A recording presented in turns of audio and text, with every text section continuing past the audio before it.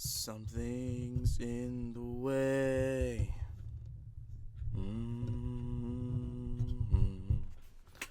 Something's in the way. Yeah. I'm gonna have to get a Batman t-shirt. Oh, Lord. There are so many things I need. I need to get a Batman shirt. I really do. As I have a Nightwing shirt, but as much as I love the Batman, I don't have a t-shirt.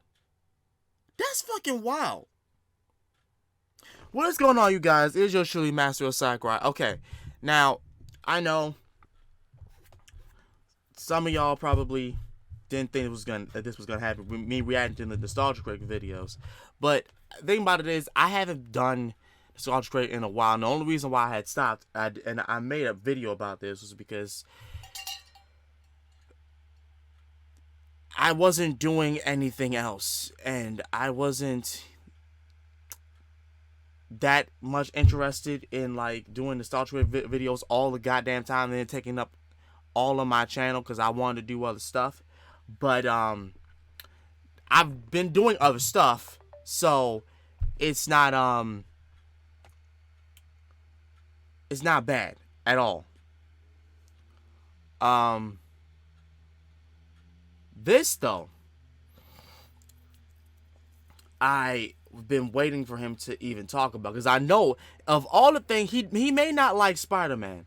He may not be fond of Spider-Man, but I know he loves the Batman. He loves Batman. That's what he grew up on. And a couple days ago was Batman Day. And a few weeks ago was the anniversary. I want to think it was the anniversary of like the Batman. Of all the Batman shows. I mean, well, actually, no. It was the anniversary of the animated series of the original Batman. Well, the Batman animated series. Now, not the original animated series, like the one in the 80s, but the one in the 90s that I grew up on, that everyone else loves, including me.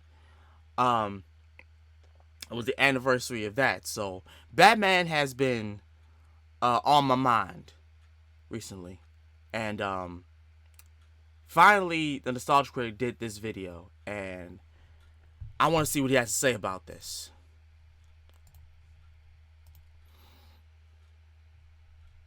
Hold up, what the fuck? Oh, god damn it. It's another damn ad.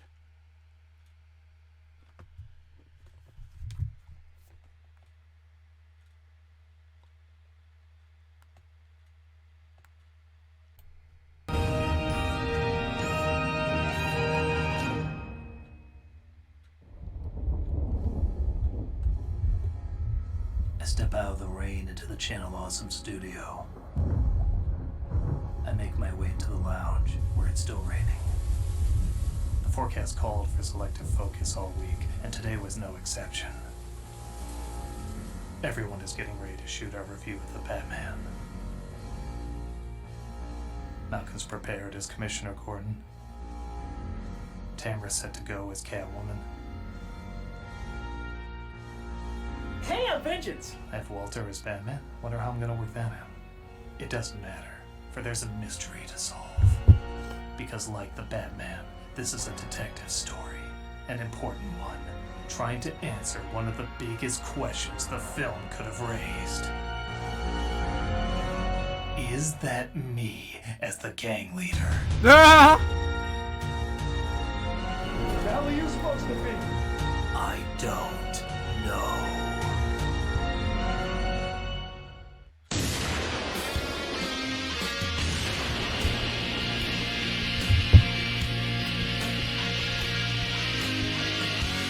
Oh, that's a new intro. Oh my.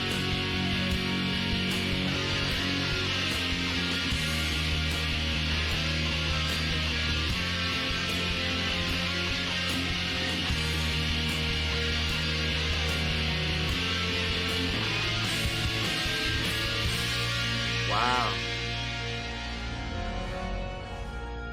It looks like you. It looks exactly like me. The internet says it's you. Has the internet ever been wrong about anything? I'm gonna send this down to headquarters. No! This thing is so big, it's probably already taken over the police. What should we do then? Keep an eye on it. I get the feeling there's more to this mystery than meets the eye.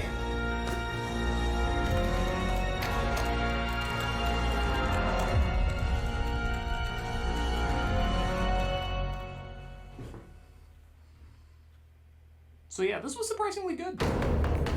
It was great, actually. I don't know why people were hating on it. The fuck? Matt Reeves' The Batman had a lot of hype when the trailers dropped, but before then, there was a lot of doubters. Mostly around the casting choice of Robert Pattinson including as the me. role.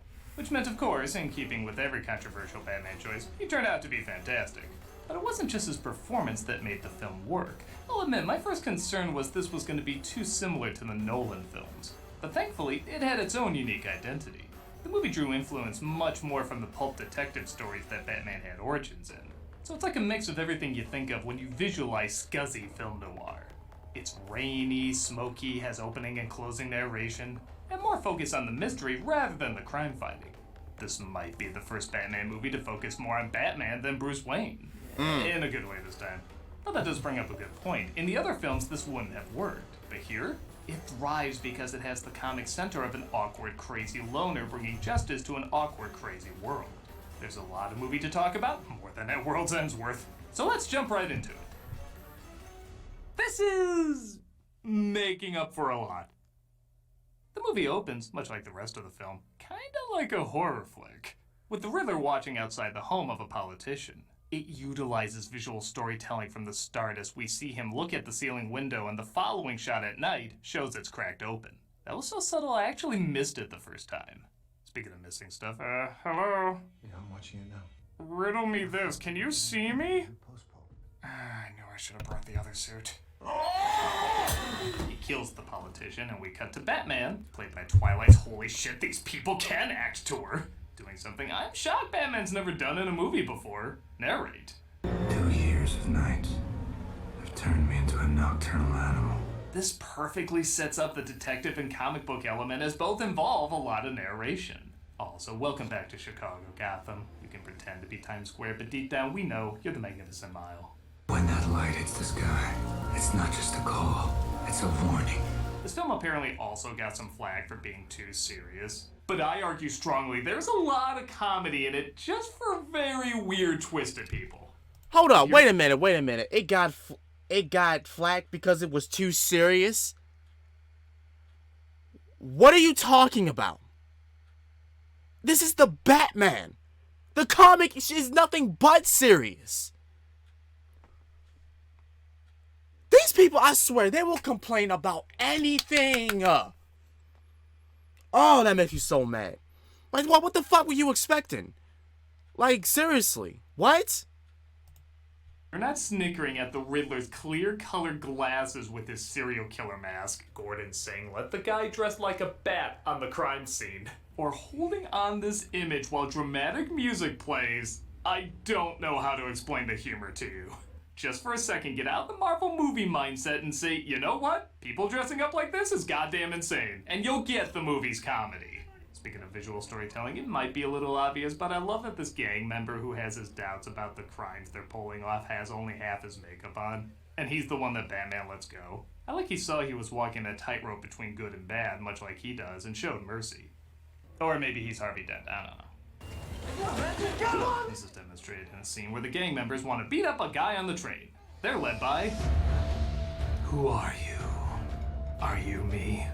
Am I you? Perhaps I should check on what Commissioner Malcolm has discovered.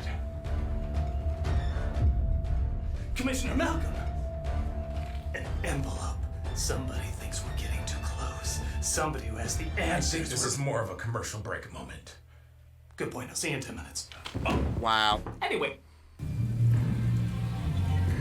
At first I didn't like that they hear Batman's footsteps, as his big thing was always stealth, but I quickly put together, he wants them to hear his footsteps. The hell are you supposed to be? I'm vengeance. So I'll admit, while I love the costumes in this movie, I hate the masks. Batman's armor is creative, and I will give credit that not having a bottom half of the mask really allows a lot more of the performance to come through. But he looks like Batman Skeeto to me. The stringy ears, the dollar store mask nose, it just doesn't do it for me. The Riddler's mask has the opposite problem. It covers up too much of his performance, a lot like Dafoe in The Green Goblin. So much of what makes him creepy and funny at the same time is seeing his face. I feel like this could have been one of the great Batman villain performances if they actually let us see his performance. Get on! You deserve to be dead after what you did! You hear me? What the hell am I looking at? Catwoman... No, what were they thinking?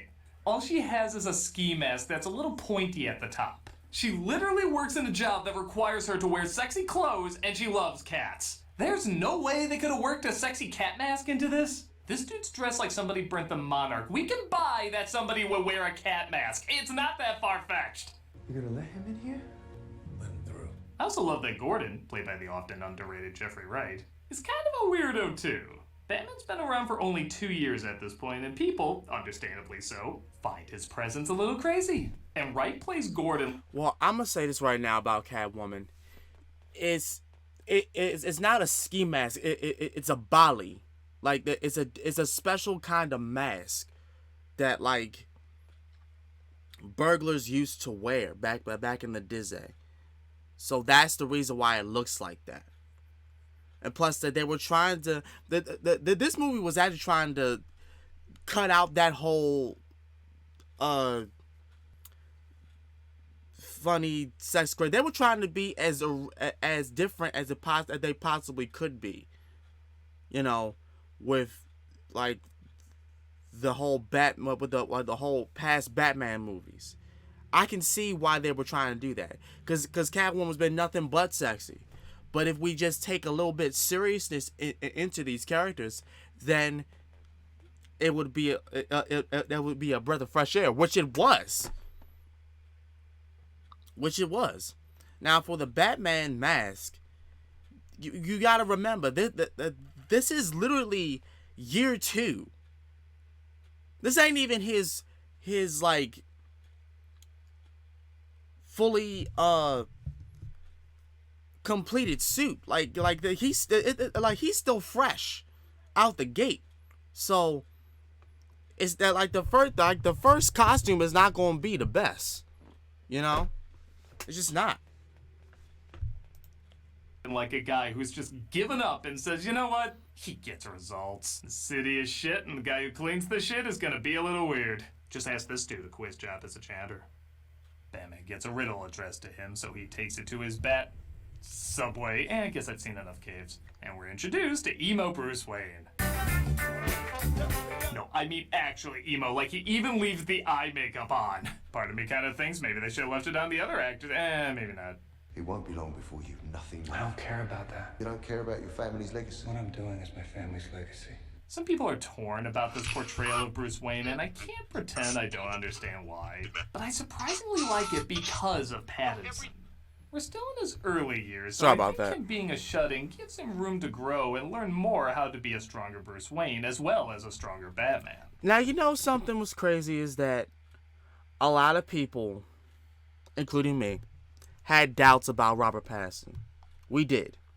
But then the moment, you know, I saw what he was doing, how he was playing this character, the whole doubt of him portraying Bruce Wayne and the seriousness and the obvious trauma of Bruce Wayne fit this whole movie.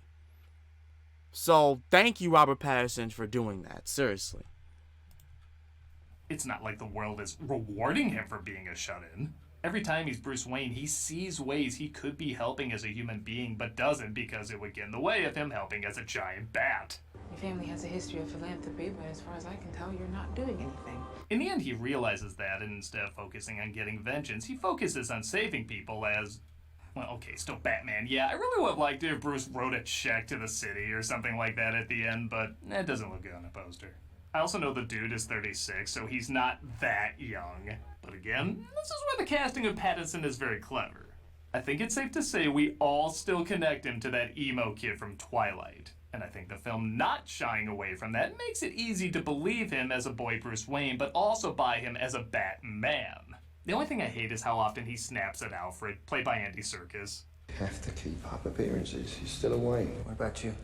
Your way? Your father gave them to me. And I know that's like the idea, like a kid snapping at his father, and I'm glad he always has a humbling comeback, but this dude wakes up in a hospital after almost dying, and he's like, "Did you screw me over, old man?" And he's like, "Suck my dick racing, you butt horse." The moment I knew Pattinson was a great Batman is when him and Gordon find another clue. With just the subtlest of reactions, he gives a look like, "Wait till you get a load of this." Thumb drive. How did he do that? It's almost the exact same expression he has throughout the entire movie, yet somehow I know exactly what he was thinking, and it got a huge laugh out of me. Who the hell says this movie has no humor? That's the Penguin. That's the Iceberg Lounge. The clue leads them to an underground club led by the Penguin, played by Colin Farrell. No, I am. Yeah. Get out of here, Green Lantern. Hey, I got a riddle. What does a literal Batman sound like? Take it easy, sweetheart. As many have pointed out, it's hard to recognize Farrell under all that makeup, but for me, it's harder to recognize him under that performance. I got you! Take that, you friggin' psycho! I got you! I forget how much fun he had as Bullseye and Daredevil, and that he can go really big and silly. Well, that's the same so this person? strange hybrid of Robert De Niro in comedies Wow. and Al Pacino in dramas is pretty enjoyable. Holy God, what are you showing me? Hey, come on! Ah, you're gonna turn me into a meme over here! Selena Kyle, played by Zoe Kravitz, is pretty cool as Catwoman as well. She works at the Penguins Club and is concerned about the disappearance of her close friend Anika. The same way Vi would be concerned about her close old buddy Caitlin. Honey! Baby! 2 points over Dark Knight Rises for the sole fact that she owns a cat. You got a lot of cats. You got a lot of shitty sequels. The two of them also had pretty good chemistry, as when he gives her contact camera lenses, one of my favorite gizmos in the movie, her advances never seem to penetrate his no-nonsense bat ways. You really don't care what happens to me in there tonight, do you? Look at me. Looks good. No time for love, Dr. Jones. She serves as a spy to see if they can figure out why the Riddler is knocking off cops and politicians. As she starts to get some answers, she's distracted by someone who might know where Anika is. Keep him talking. Wait, where are you going? No, stay on the DA. Bad kitty! Bad! Where's Annika? Thus we're introduced to John Turturro playing Goddammit Nolan lied to me about how to say this name. You know Carmine Falcone. Falcone paid him off to get chill out in the open. Give, Jiff, no nobody says Jiff. Me, no nobody says me. Mako, Mako, I really blow at this. Selena is thrown off by him being there and she exits, leaving the DA she was talking to be killed by the Riddler. Oh, you need a ride? That's me right there. So this might sound like a strange compliment, and I don't think I've ever given it to a movie before. The focusing in this is amazing. As many people have said, the cinematography is next level, but I think the most impressive element is how well they utilize focus. Everything is shot like Batman, the Riddler, or really anybody can be in the shadows. Sometimes you're literally looking at nothing, but you think Batman might be there, which, as he mentions, is the idea. They think I'm hiding in the shadows, but I am the shadows. And obviously it makes it much creepier when the Riddler strikes. This attack is perfectly built up like a horror film, and once the DA is knocked out, logically your next question is, what the hell is he putting on him? If this was in focus, it would probably look silly and you wouldn't care what he'd be putting on him. Honestly, the blue and red lights don't really seem to have a purpose in the grand scheme of things. But out of focus, all you can say is, Jesus, what is that thing? Well, that thing turns out to be a bomb as he's forced to crash into a funeral and give a message to the Batman.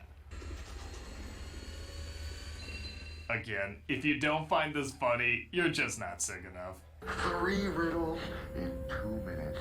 I'll give you the code for the lock. Batman does arrive, tries to answer his riddles, but when he's asked to hand over an informant, he panics and goes boom. He's fine. Yeah, I get fireproof armor, but fireproof skin? His face should look like a Raiders of the Lost Ark candle. They take him to the police station, where the evidence is clear. Any cop with a high-pitched voice is gonna be a dick. What's going on, man? I got the press downstairs. He interfered in an active hostage situation. Blood is on his hands. SpongeBob here, Patrick. Get a hold of yourself, deputy. Gordon helps him escape in a flying scene that's shot amazingly, but I'm sorry, he looks like Rocky the Flying Squirrel in that suit. Hurry, Bullwinkle! The show's about to start! Fine. Oh shit! Fine. Ah. Bet you didn't know this was a gritty reboot of The Tick. I smell a commercial coming. Oh, I better get to the thing. Commissioner Malcolm! Commissioner Malcolm! Why is it still on the floor? Let's focus ourselves to that being open. If it's answers you wish to consume, I'll give them to you in the next room. It's a riddle. But what does it mean? I don't know. But we're not going anywhere until we crack this code. There are hundreds of rooms in the world. Thousands, maybe more. So how are we supposed to find this room? Let's try counting the letters in the riddle. Oh, they could be room numbers. Or letters of the alphabet spelling out a new message. 1, 2, 3, 4. Really? 5, 6, 7, 8, 9. Play Guardians of the Galaxy Fridays at 6 p.m. Central Time. There you go. Batman catches the Penguin dealing a drug called drops when Catwoman interrupts his bust. And you know a movie's working when you feel legit bummed out when the person she's looking for is dead. Not gonna lie, this was really a downer. Oh no, my cousin. This, of course, begins a big chase scene involving the Batmobile that I'll admit is pretty impressive considering it's a lot of the usual tight, selectively focused shots. In the rain, no less, yet I can still follow it all fine.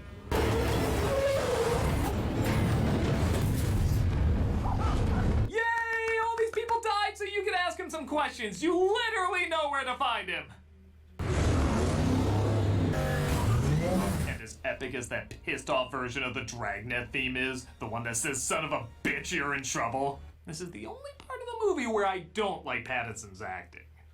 With all the amazing subtle looks he gives in this film, he need to give a your ass is ass look here. But for whatever reason, he gives a teacher, can you keep it down, I'm trying to sleep back here, look. Where's that overcompensating bail face when you need it? They question the Penguin and find out their journey leads to the abandoned orphanage. And yeah, I love with his feet tied, he legit walks like a penguin. Should be amusing. They go to the orphanage to find out who the Riddler's next target is. Jesus, his next victim is Bruce Wayne. Oh no, I'll be killed. I mean, Superman will be killed. Wait, what? The package is opened by Alfred, and I'll give credit, the film's dark enough. I legit didn't know if they were gonna kill him off or not. Sadly, though, I have to confess, as suspenseful as this scene is, all I'm thinking is, ooh, the Shakespeare head from the Adam West Show! There's a C4 explosive set in the baler. Alfred is blown up, but because explosions don't hurt anyone in the Wayne family circle, he survives. Bruce spray paints a vision board in his Batcave, or living room, to figure things out. Don't worry, Alfred will clean it up. All right. He gets a call from Catwoman who says she's gonna go after the people who killed Anika. She also reveals a big bombshell that Falcone is her father. He owes me that money. He owes child support. I'm the child. I think that makes sense. Now, Thomas and Bruce Wayne, I mean, as far as I'm concerned, that psycho's right to go after these creeps. What do you mean, Thomas and Bruce Wayne? What, do you live in a cave? The Riddler reveals that Bruce's mother was institutionalized, and to keep it a secret, his father made a deal with Falcone to kill the reporter who would leak it. He talks to Falcone to see if it's true, and come on, I think we can trust a crime lord to tell the truth. You thought your father was a Boy Scout. But you'd be surprised what even a good man like him is capable of in the right situation. Turturro in many respects is the scariest villain because he doesn't scream or shout like the other baddies. He only does it once in a while. For the most part, he's very quiet, very reserved. You could even see him as charming in different situations, which you could argue demonstrates he's a much more powerful foe. As the saying goes, people with true power don't need to raise their voices. Even when he kills someone, he's still eerily quiet.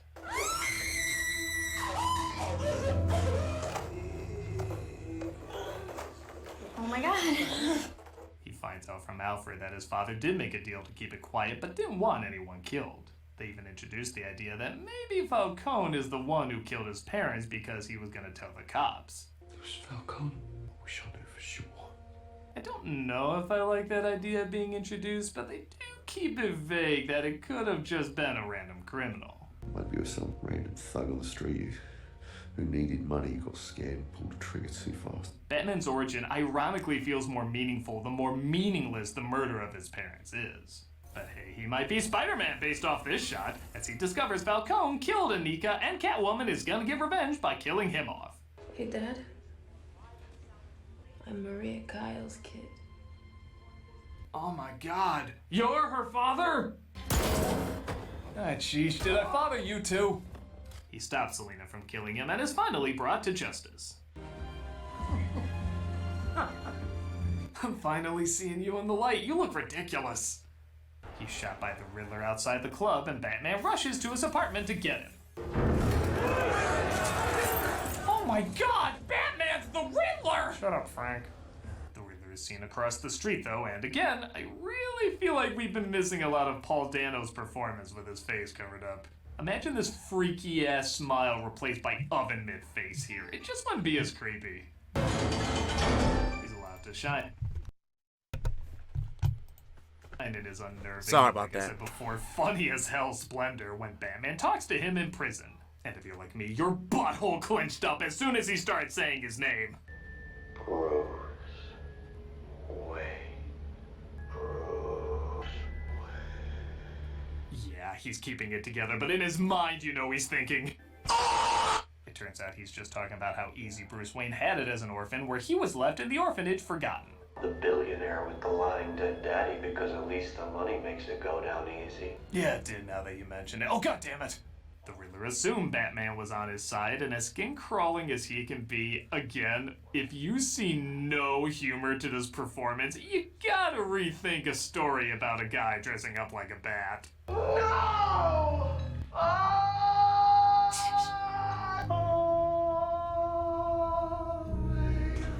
I like this guy. They're a funny guy. So the third act is where things start to go downhill a bit. Nothing is ruined, but it gets a little... Well, honestly, here's the whole thing about the Riddler. I don't find him funny. I find him actually disturbing. And that was the whole point about this version of the Riddler. It was to take out the funny, cheesy part of him and make him serious. Like, to be an actual serial killer.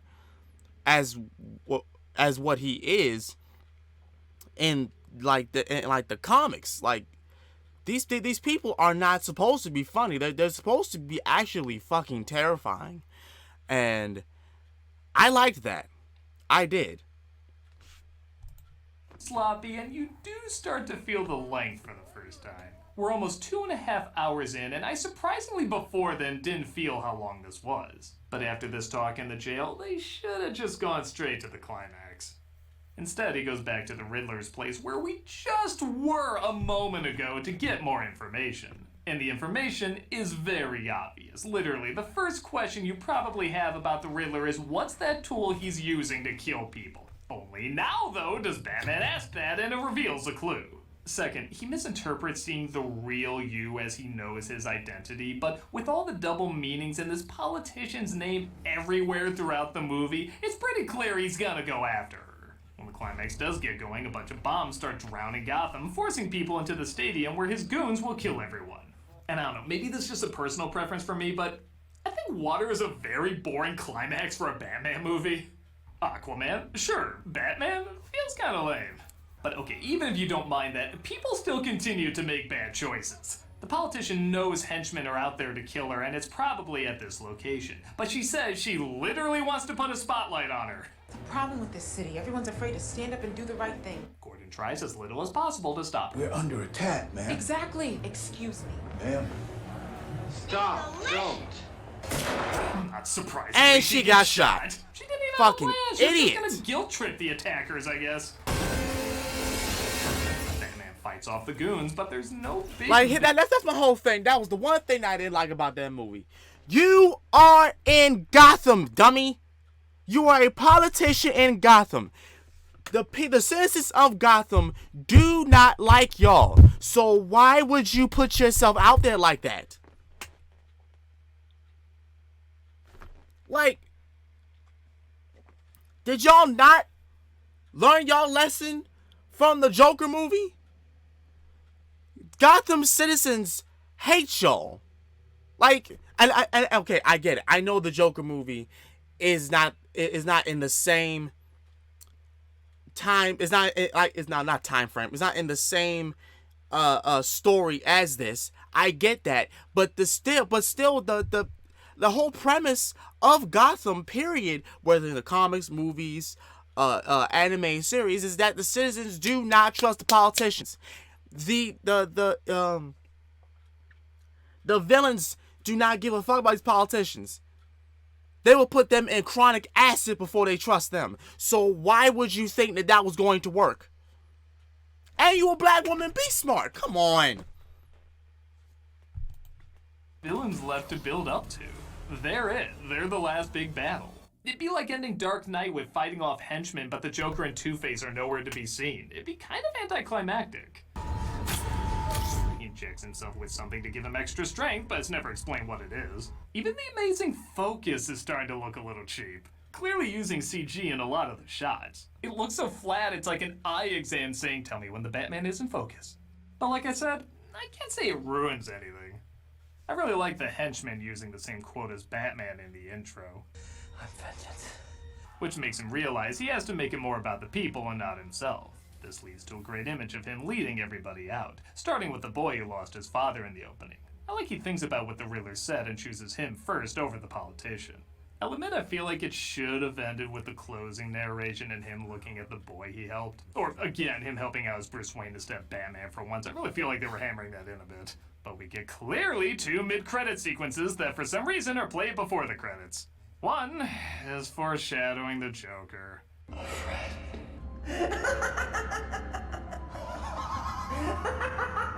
I know they shot another scene with him too, and the actor's portrayal is fine, but it just doesn't feel like he belongs here, and not now anyway. He's a great villain, but we've met our quota. Let's give another one the spotlight for a bit. We also see Batman and Catwoman going their separate ways. It's fine, just goddamn, this would have been a much better ending shot. But screw it, I still think this movie's amazing. I'm glad it has its own take while still staying true to what Batman is. All the acting is top-notch, its cinematography is incredible, there's so much atmosphere. It really is like a detective comic brought to life. Any problems I have are all in the climax, and while it does hurt the film, it doesn't destroy it. I'm super excited to see where else they take this series, and hopefully where they don't take it. This version of the Caped Crusader, I love to see develop more and more. Just when I think I've seen enough of a character, there's very little left to explore. It's always great to see something breathe new energy back into it. Speaking of which, we still have a mystery to solve. Any clues? No, but she might have some. No! Cat Tamara, of course. Next room was code for this room! No, I just figured the riddles were pointless and I'd tell you what I'm up to. Villains would get their point across faster if they didn't use puzzles. I'm here to tell you that I have the answer you're looking for. We're not listening to anything until you take that mask off. Fine. Actually, you look better with the other one. The gang member from the beginning of the film? Yes? His name is Elliot Warren. British actor. He won an Olivier Award. He's been working in film for about 7 years. Wow. My God. This changes everything. Who would have thought? I'm Elliot Warren. Jesus Christ. It says he's playing a character named Douglas. Clearly I was trying to give a clue to myself. Are we really doing this? Yes, we're really doing this. Spitting image of me right down to how muscular we both are. Okay, I'm gonna take the weed you've been smoking and head out. It all makes sense. I'm Elliot Warren.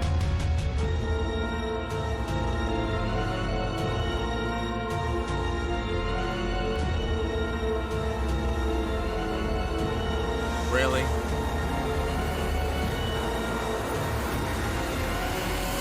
Man, I can't believe you didn't use me in the review.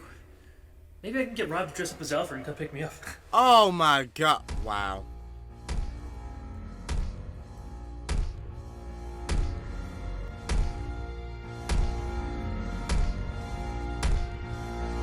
Doug. What the fuck? Well, hey, Critic. What the hell are you supposed to be?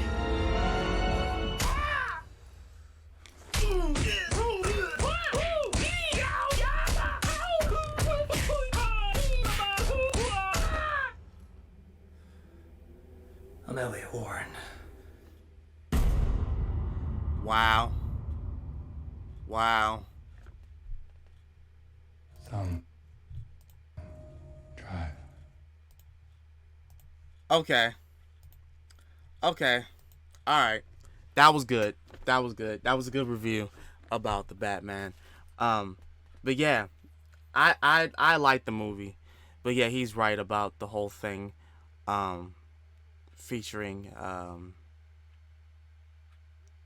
the ending.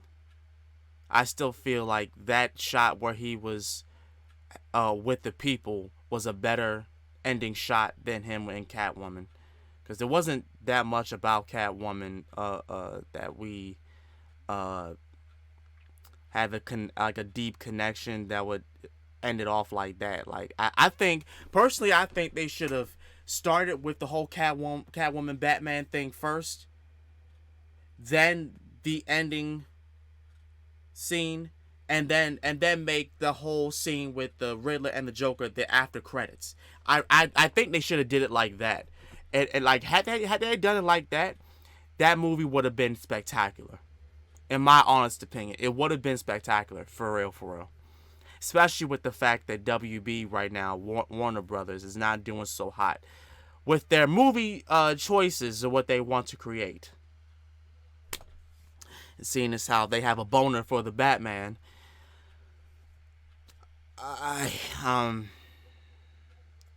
it would have made sense to have that be in order so that everybody could get hyped for the next Batman movie, which is going to be coming out, because they're planning on making it, but who knows whether or not they're even going to go through with it, seeing as how they canceled the Batwoman movie. But that's here or there. Let me know in the comments down below whether or not you enjoyed this. As such, this has been Master of Sakurai. I will see y'all again next time. I'm out. Peace.